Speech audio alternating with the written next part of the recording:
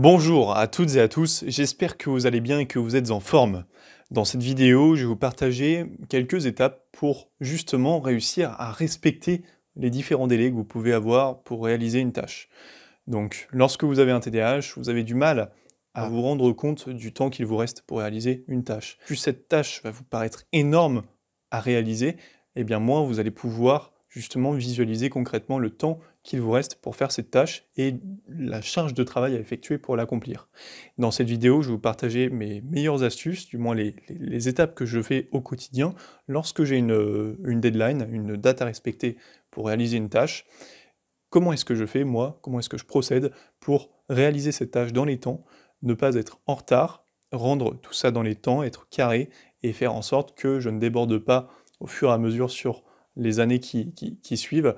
Alors, il faut savoir que même si vous optimisez au maximum votre temps, il y a toujours certains objectifs, certains projets que vous allez vous fixer qui ne vont pas être réalisés eh bien, dans les temps, c'est comme ça. Mais avec la stratégie que je vais vous partager dans cette vidéo, vous allez optimiser vos chances de réussir à accomplir vos différents objectifs dans le temps que vous vous êtes accordé.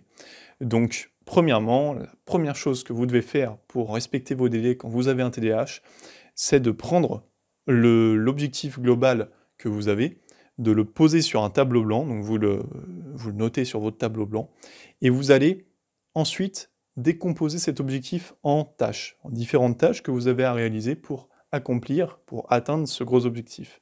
Alors là, c'est simple, toutes les tâches qui vous viennent en tête, vous les notez sur votre tableau blanc. Donc tout en désordre, vous ne vous prenez pas la tête. Je vous parle d'un tableau blanc car j'en ai un juste derrière moi qui a cette utilité pour moi, mais vous pouvez prendre une feuille blanche, une grande feuille blanche, coller 20 feuilles blanches les unes aux autres si vous en avez envie, peu importe, mais faites-vous un grand support qui va vous permettre de laisser libre cours à votre créativité et à votre imagination. Comme ça, vous allez noter toutes les tâches qui vous semblent importantes à réaliser, même les tâches les plus futiles, et bien sûr cette feuille, sur ce tableau blanc. Et ensuite, vous allez vous rendre compte que vous aurez un support qui va comprendre eh bien, toutes les tâches que vous allez devoir réaliser pour atteindre ce gros objectif. Une fois que vous avez fait ça, vous allez ensuite trier les différentes tâches que vous avez notées par ordre. Les tâches que vous devez réaliser en premier jusqu'à la fin, donc les tâches que vous devez réaliser en dernier, donc les dernières tâches à réaliser. Ça va vous permettre d'avoir quelque chose de beaucoup plus ordonné, et à partir de ce moment-là, vous allez vite vous rendre compte que là, ça devient beaucoup plus concret, ça devient plus palpable, vous sentez que là, ok, vous pouvez déjà faire un premier pas pour avancer et aller vers votre objectif, vers la fin de la réalisation justement de ce projet. Car lorsqu'on a un projet qui n'est pas décomposé, un projet qui est tel quel, avec simplement une deadline qui va être très long terme, donc que ce soit moyen long terme, sur 6 mois, 1 an, peu importe, ça vous paraît trop loin, ça vous paraît trop abstrait, vous n'allez pas pouvoir matérialiser concrètement ce que vous avez à faire. Et le fait de faire ça va vous permettre de, justement, concrètement matérialiser tout ce que vous avez à faire pour arriver jusqu'à cette tâche. L'avantage que vous avez déjà maintenant, c'est que vous avez une deadline. Beaucoup de gens ont des projets, ont des objectifs, mais ne mettent pas de date limite de réalisation à leurs différents objectifs. Par conséquent, ils procrastinent tout le temps et ils ne font jamais les choses. Donc nous, l'avantage qu'on a là dans cette vidéo, si vous la regardez, c'est que vous avez un objectif, mais vous avez surtout une date limite de réalisation. Vous avez fait déjà une grande partie du chemin. Maintenant, là, à l'étape à laquelle on en est maintenant, c'est que vous avez vos différentes tâches à réaliser pour accomplir votre objectif global.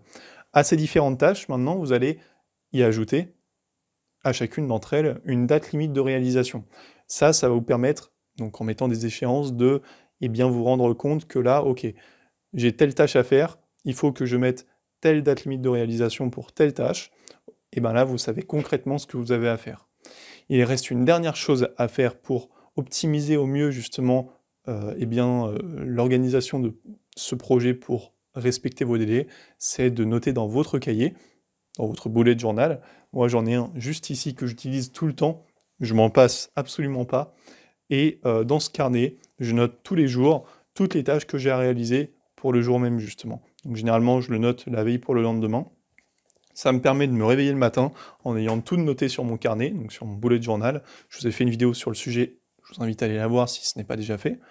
Et donc sur ce bullet journal, notez toutes les tâches que vous avez déterminées. Vous les notez jour par jour, et ça va vous permettre d'avancer au fur et à mesure, d'avancer concrètement, de façon voilà, vraiment concrète. C'est-à-dire que là, tout est noté, et bien de jour en jour, vous allez voir que vous allez avancer et vous allez beaucoup moins procrastiner car justement votre projet est décomposé en différentes tâches qui vont vous paraître beaucoup plus simples à réaliser. Moi, par exemple, pour vous donner un exemple en prenant mon cas, si demain je dois créer une nouvelle chaîne YouTube, imaginons que demain je dois créer une chaîne YouTube sur, par exemple, comment créer une chaîne YouTube. Eh bien, cette chaîne YouTube, je vais me dire, ok, dans un an jour pour jour, je veux que cette chaîne ait atteint les 1000 abonnés. Ok, c'est ambitieux quand même pour une petite chaîne qui vient de commencer, sans visibilité, sans rien, mais je vais y arriver. Comment est-ce que je vais faire? Eh bien, si je me dis juste, j'ai une deadline qui est dans 12 mois pour atteindre ces 1000 abonnés sur YouTube, j'ai aucune idée de comment je vais y parvenir. Et c'est la situation dans laquelle vous êtes si vous regardez cette vidéo et que vous avez un projet associé à une deadline, vous n'avez aucune idée de comment vous allez y arriver. Eh bien, en faisant ce que je vous ai dit de faire dans cette vidéo, vous allez concrètement savoir ce que vous allez devoir faire pour atteindre cet objectif. Moi, demain, si dans 12 mois, je dois réaliser cette chaîne YouTube et je dois faire en sorte qu'elle atteigne les 1000 abonnés, je sais que si je pose ça sur un tableau blanc, ça va fuser dans ma tête, je vais savoir qu'il faut que je fasse, par exemple, une vidéo par semaine. Ok, pour faire une vidéo par semaine, il faut que j'ai une caméra ou une deuxième, que j'ai un micro-cravate, que j'ai des scripts qui soient préparés, que j'ai un site internet, par exemple, pour me permettre d'acquérir davantage de personnes qui vont regarder les vidéos. Et toutes ces tâches, je vais les noter sur ce tableau blanc autour de ce gros objectif et ça va me permettre de visualiser concrètement tout ce que j'ai à faire. Une fois que c'est fait, je mets tout ça, j'associe une date qui est une date limite de réalisation pour chacune de ces tâches. Avant ça, évidemment, je les mets bien dans l'ordre.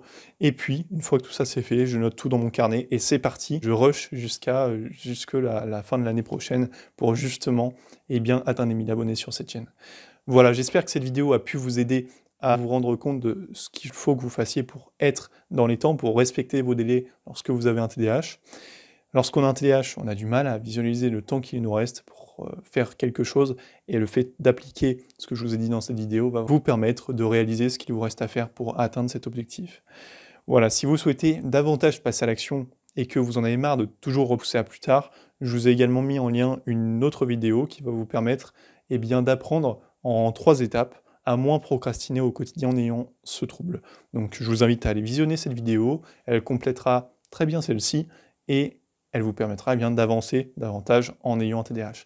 Je vous remercie pour votre attention, abonnez-vous à la chaîne YouTube si ce n'est pas déjà fait, je vous dis à très vite, c'était Arthur, ciao.